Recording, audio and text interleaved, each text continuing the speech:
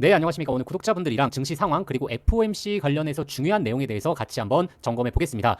자, 일단 오늘 코스피 시장 굉장히 좋았죠. 자, 그런데 우리가 코스피 시장의 특징을 좀 한번 아셔야 됩니다. 어떤 특징이냐면 현재 분봉상 보게 되면 자, 60분 봉인데 자, 어떠한 흐름이 보이시냐면 장 막판에 항상 좀 수급이 유입된다라는 거죠. 자, 보시면 이렇게 막판에 수급이 유입된 부분 그리고 막판에 수급이 또 유입되죠. 그리고 장중에 낙폭을 보이더라도 마지막에는 또 수급이 유입됩니다. 자, 이러한 흐름을 봤을 때 우리가 이런 시장 상황을 어떻게 파악해야 되느냐에 대해서 좀 생각하실 수 있죠. 첫 번째로는 기대감 자체가 워낙에 높다. 그리고 현재 뭐 중동 이슈니 아니면 FOMC 이슈니 여러 가지 이슈가 시장에서 혼조를 했었죠. 자, 그런데 이것에 대한 기대감을 뛰어넘는 장 막판에 수급이 들어와 주는 모습을 봤을 때 내일 시장은 좀 더 괜찮겠구나라고 하는 그런 의미가 발생을 한다는 거죠. 자, 그래서 우리가 어떻게 이를 판단해야 되냐면 자, 장중에 내일의 시장은 어떻게 전개될지 좀 궁금하실 수 있죠. 자, 그렇기 때문에 내일 시장이 어떻게 전개될지 확인하심에 있어서 마지막 좀 거래량, 마지막 흐름을 좀 보셔라라고 말씀을 드리고 싶습니다. 이러한 흐름이 이어진다면 시장의 전체적인 기대감은 높다라는 거기 때문에 구독자분들이 좀 이런 부분 좀 장중에 체크해 보셔야 된다라고 좀 말씀을 드리겠고, 자, 지금 FOMC에서 나왔던 내용 중에 조금 중요한 내용이 무엇이냐면 지금 금리 동결 전망이 4명에서 7명까지 늘어났죠. 자, 이게 좀 의미하는 바가 무엇이냐면 현재 경제 상황을 봤을 때 계속적으로 좀 지켜봐야 되는 흐름이다. 결국 현재 선제적인 금리 인하 전망을 통해서 차후의 경기에 대해서 대비를 못할 수 있기 때문에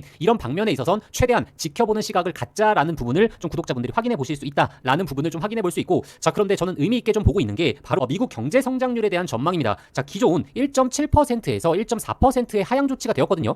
이게 의미하는 바가 무엇이냐면 지금 관세에 대한 우려가 경기에 대한 둔화로 이어질 가능성이 높다라고 보고 있는 것 같고, 2분기 들어와서 1분기에는 관세 선구매 효과로 인해서 GDP가 좀 마이너스 부분에 있었는데 2분기 회복에 있어서 굉장히 상당한 긍정적인 전망을 나타냈기 때문에 증시도 좋은 반응, 좋은 상승이 나왔던 것이거든요. 그런데 이 GDP 수치에 대한 하향 조치가 지속적으로 좀 일어나게 되면 시장이 경기 둔화, 경기 침체에 대한 우려를 좀 할 수 있지 않나라고 보여지고 있기 때문에 다음 분기에 발표되는 보고서 내용에서 경제 전망을 어떻게 하고 있는지 좀 이런 부분에 대해서 포인트를 좀 잡아 보셔야 될 것 같습니다. 자, 그런데 이 FOMC 회의에서 좀 제가 중요하게 봤던 게 관세에 대한 내용을 어떻게 반영할지에 대해서 좀 주목을 하고 있었는데 생각만큼 큰 내용은 없었다라고 좀 보여지고 있고 시장도 그것과 동일하게 좀 반응을 해주고 있죠. 자, 그러면 우리가 국내 지수에서 어떻게 지수를 바라봐야 될지에 대해서 말씀드리자면 일단 첫 번째로는 이러한 흐름이 이어지는 한은 강세 전망이 이어질 확률이 굉장히 높다. 그리고 두 번째로 지수에 대한 조정도 좀 염두를 해보시긴 하셔야 된다. 왜냐면 PBR 밴드, 지금 코스피 PBR 밴드 자체가 한 0. 거의 97배 정도로 올라왔거든요. 자, 그런데 2021년 이후 시장의 유동성이 정말 풀렸던 코로나 장세를 제외하고 대부분의 PBR 밴드에서 1.0배 수준에 도달하게 되면 기본적인 조정 구간이 나왔습니다. 자, 그런데 이 PBR 밴드에 대한 상향 이야기가 좀 많이 나오고 있죠. 상법 개정안이라든지 그리고 현재 증시에 불고 있는 예탁금 자체도 높아지고 있기 때문에 이런 PBR 밴드에 대한 상향을 많이 이야기하고 있습니다. 자, 그러면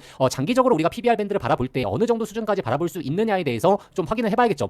미국 정도의 증시의 PBR 밴드를 바라보는 건 너무나 무리가 있어 보이고, 자, 그러면 결국에 과거 2021년도에 유동성이 굉장히 풍부했을 때의 PBR 밴드를 보셔야 되는데 이 PBR 밴드가 한 1.3배 정도에 측정이 되었다라고 보시면 될 것 같고, 자, 그러면 현재 자산 가치 대비해서 기업들의 자산 가치 대비해서 1.3배 수준이면 어느 포인트까지 올라갈 수 있느냐를 봤을 때 한 최대 3,000포인트 중후반까지는 밸류에이션 가치를 받을 수 있다라고 보여지고 있습니다. 다만 지금 당장 3,000 후반대로 코스피가 올라간다라는 내용이 아닙니다. 중장기적으로 바라봤을 때 PBR 밴드에 대한 가치가 상향 조치가 되었을 때 이 정도 수치가 좀 맥시멈까지 바라볼 수 있는 수치가 되지 않을까라고 하는 내용이기 때문에 구독자분들 혼동 없이 좀 한번 체크해 보시면 좋을 것 같습니다. 자, 그러면 증시에서 좀 중요하게 봐야 될 부분들이 무엇일까요? 자, 일단 저는 섹터를 말씀드리자면 일단 첫 번째로는 방산을 계속적으로 좀 보셔야 되고, 뭐 조선과 방산에 있어서는 제가 4월 달부터 그리고 3월 달 말부터 계속적으로 좀 강조를 드려왔죠. 2분기에 계속적으로 좋아질 거다. 그리고 2분기뿐만 아니라 3분기, 4분기에 가면서까지 계속적으로 흐름 나올 수 있다라고 좀 말씀을 드리고 있고, 그리고 두 번째로는 우리가 AI를 바라봐야 되는데 사실 지금 AI 관련해서 시장에서 굉장히 핫하게 반응하고 있죠. 물론 어제 네이버 같은 종목도 정말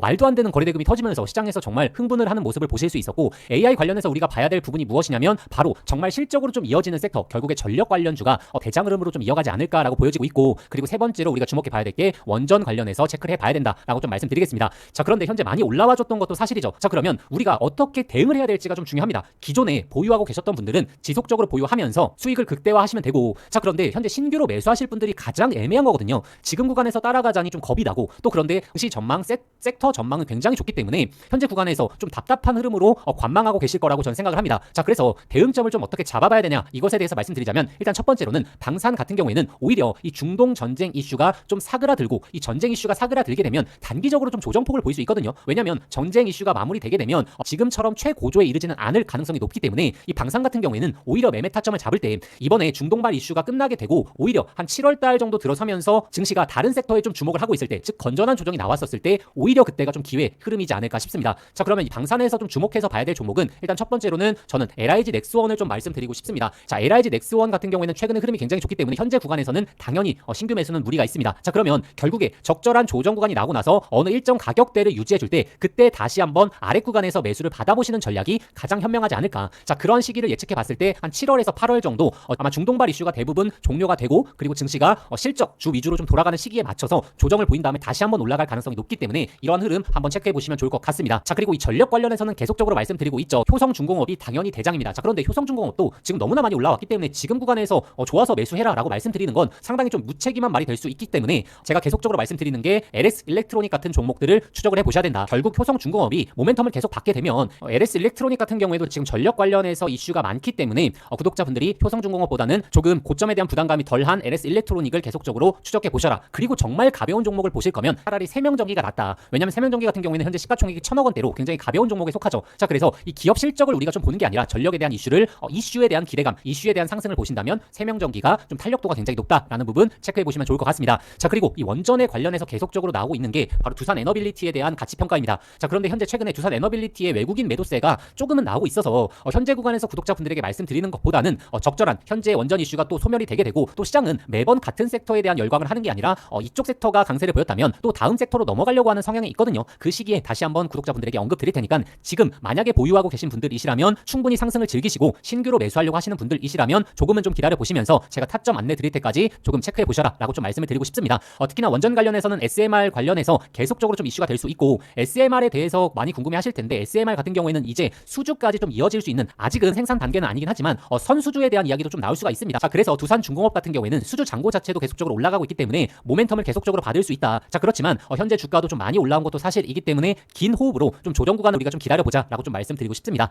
자, 그래서 제가 AI 관련해서 실적이 나오지 않고 시장에서 기대감만으로 올라가는 종목들은 오늘은 일단 제외를 했습니다. 왜냐하면 구독자분들에게 이런 종목들을 강조를 안 드려도 시장에서 얼마나 크게 반응하는지 직접 시장을 보시면서 아시고 있으리라 생각을 합니다. 자, 그러면 제가 기본적인 틀, 전체적인 시장의 틀을 잡아드려야 되는 게 저의 역할인데 구독자분들에게 좀 말씀드리고 싶은 게 앞으로의 실적이 개선되면서 모멘텀까지 올라가는 섹터의 종목군을 매매하라 라고 좀 말씀을 드리고 싶고 오늘 말씀드린 종목군 대부분이 앞으로의 실적 향상을 나타내고 있기 때문에 이렇게 좀 강조해 말씀드렸다라고 생각하시면 좋을 것 같습니다. 자, 코스피에 대한 흐름 자체는 계속적으로 이어질 것으로 보여지고 있습니다. 다만 고점 부근에서 건전한 조정 정도가 나올 수 있다라는 사실을 꼭 매매를 하시면서 어느 마음 한켠에는 생각을 해두시고 기본적으로는 추세가 좋을 수 있다. 자, 그런데 이러한 상승 랠리에서 단기적인 조정도 좀 염두에 두시면서 매매를 하신다면 오히려 더 좋은 매매 방향성으로 이끌어 가시리라 생각을 합니다. 자, 그럼 구독자분들 다음 영상에서 더 좋은 내용으로 뵙도록 하겠습니다. 감사합니다.